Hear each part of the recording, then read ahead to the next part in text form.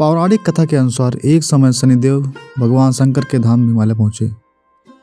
उन्होंने अपने गुरुदेव भगवान शंकर को प्रणाम कर उनसे आग्रह किया, हे प्रभु, मैं कल आपकी राशि में आने वाला हूँ, अर्थात मेरी वक्र दृष्टि आप पर पड़ने वाली है।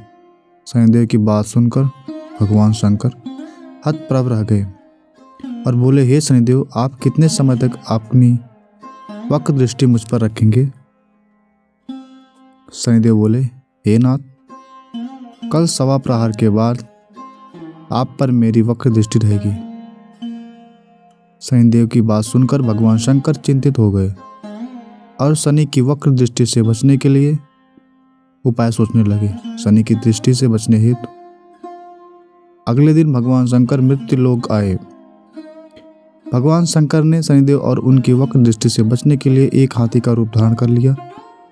भगवान शंकर को हाथी के रूप में सवा प्रहर तक का समय व्यतीत करना पड़ा तथा शाम होने पर भगवान शंकर ने सोचा, अब दिन बीत चुका है और शनिदेव की दृष्टि का भी उन पर कोई असर नहीं हुआ।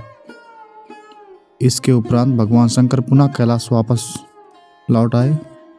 भगवान शंकर प्रसन्न मुद्रा में जैसे ही कैलाश पर्वत पर पहुंचे, उन्होंने शनिदेव को उनका इंतजार करते पाया। भगवान शंकर को देखकर शनिदेव ने हाथ जोड़कर प्रणाम किया। भगवान शंकर मुस्कुराकर शनिदेव से बोले, आपकी दृष्टि का मुझ पर कोई असर नहीं हुआ।